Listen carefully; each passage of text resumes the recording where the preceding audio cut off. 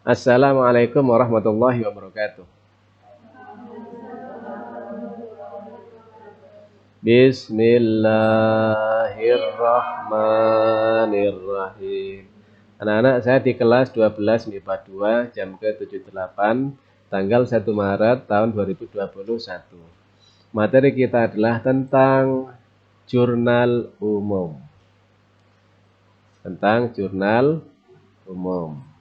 Melanjutkan jurnal khusus.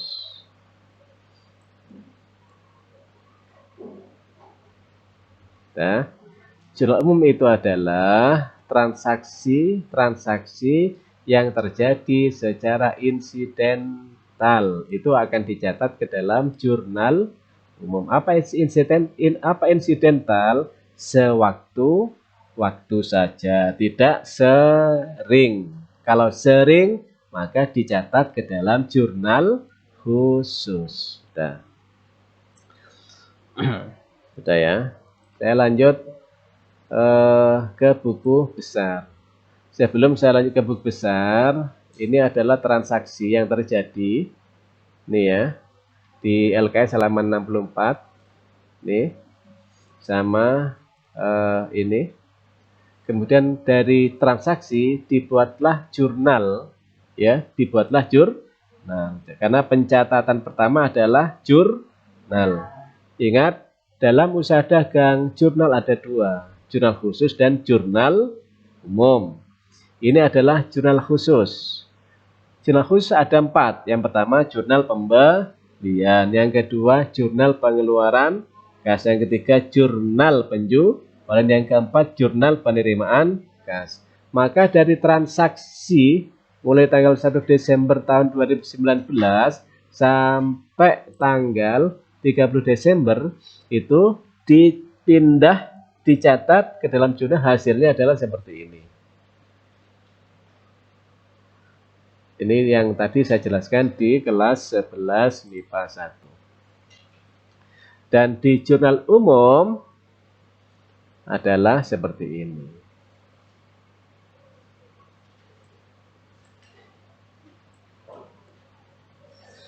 Maka kesimpulannya adalah transaksi yang ada di usaha dagang itu, jurnal umum adalah mencatat transaksi yang retur, yang di luar pembelian, pengeluaran kas, penjualan, penerimaan kas. Maka di luar itu adalah retur, pengurangan, retur. Maka retur ya, transaksi itu kan jarang ya. Dan pengurangan harga. Inilah yang dicatat dalam jurnal umum. Maka jurnal umum itu akan sedikit sekali nama akunnya. Yang banyak adalah jurnal khusus. Inilah pencatatan dari transaksi tadi ke dalam jurnal. Maka berikutnya adalah saya lanjut ke buku besar. Nah, ke buku besar. Nah, ini buku besar dalam usaha dagang ada dua. Apa saja? Buku besar utama dan buku besar pembantu. Nah, ini.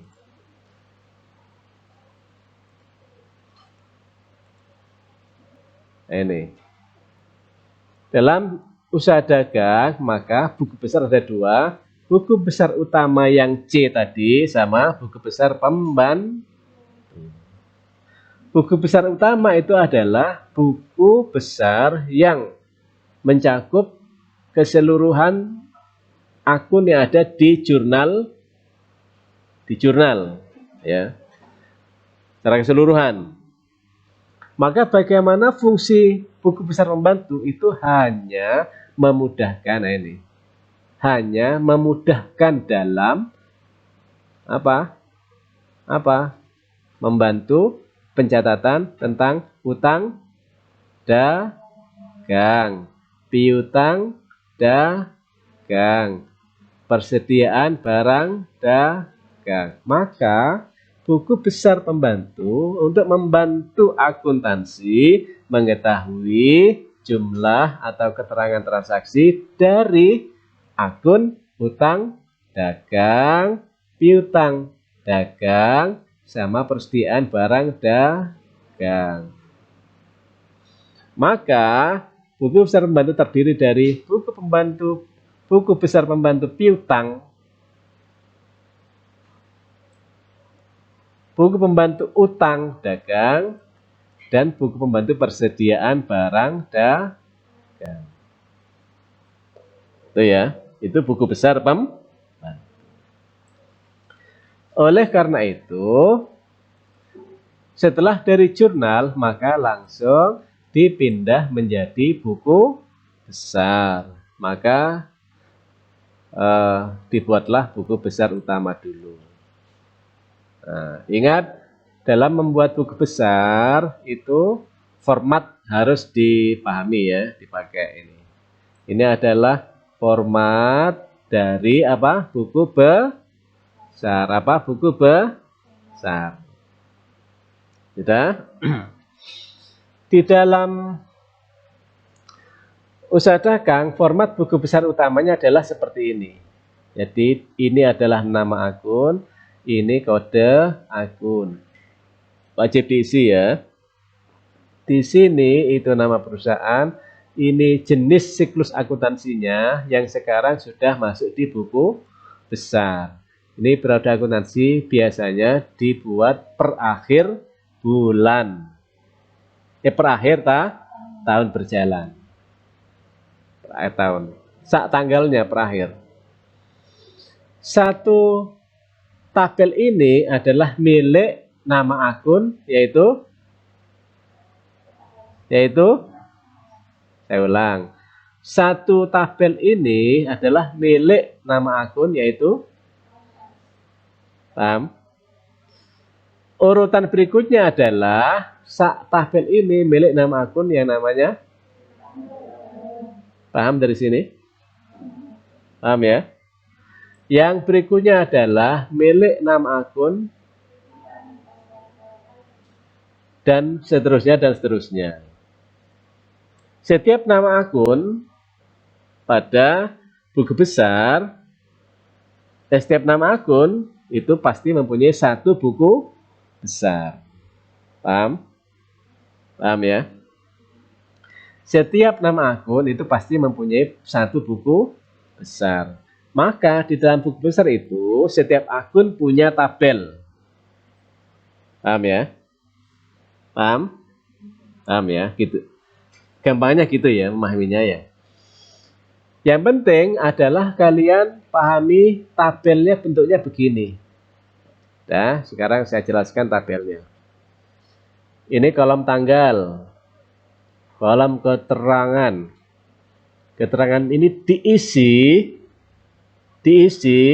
dari keterangan di dalam jurnal. Keterangan ini ya. Diisi dari keterangan dalam jurnal.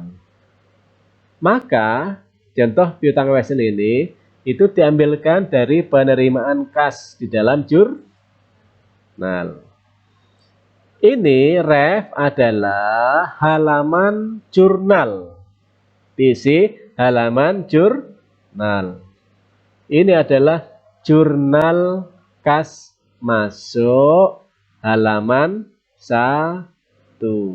Ini jurnal kas masuk halaman 1. Ini jurnal penjualan halaman 1. Debit diisi nominalnya, kredit diisi nominalnya sesuai dengan yang ada di dalam jurnal. Saldo adalah selisih. Kolom saldo ini adalah menghitung selisih. Ingat, dalam akuntansi saldo harus menyesuaikan dengan karakter golongan akun. Paham maksud saya? Belum paham ya?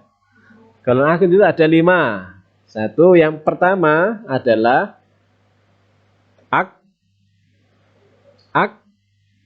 aktiva. Yang kedua,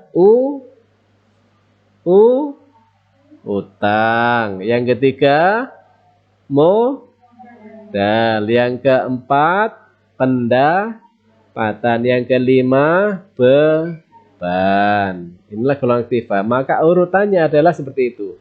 Aktiva dulu. Aktiva paling lancar itu adalah kas. Maka kas paling atas.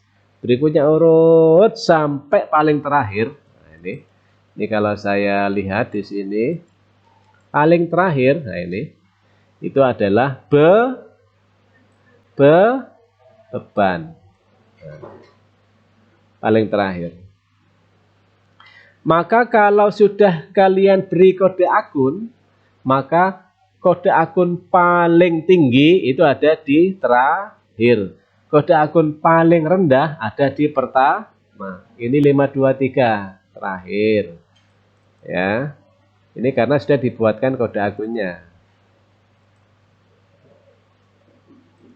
Nah, ini. Yang kas 101. Urut 102, 103 urut.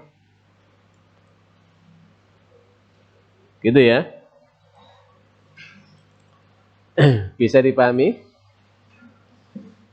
Bisa, walaupun masih bingung sedikit. Sedikit aja bingungnya ya. Jangan banyak, kecuali Aditya Abror ya.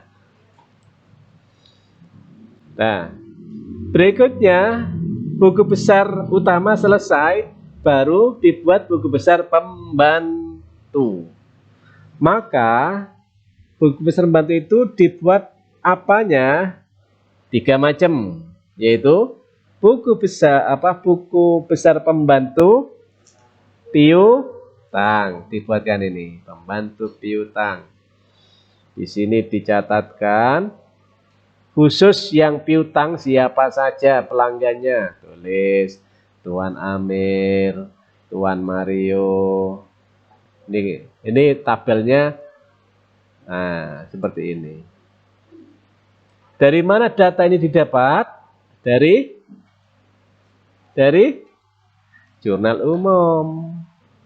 Dari buku besar. Nah, di sini.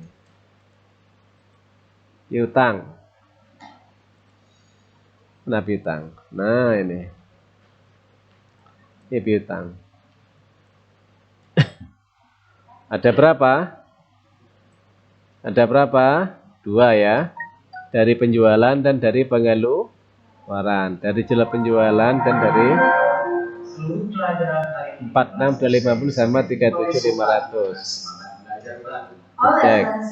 27500 sama 27500.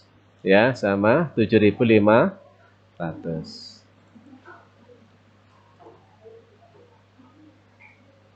Sama ini. Sama ini. Ini bisa dilihat di buku besar piutang. Maka rinciannya bisa dilihat di jurnal khusus. Piutang kan? Ya, piutang kan? Jurnal khusus. Di jurnal penjualan. Saya kira itu ya.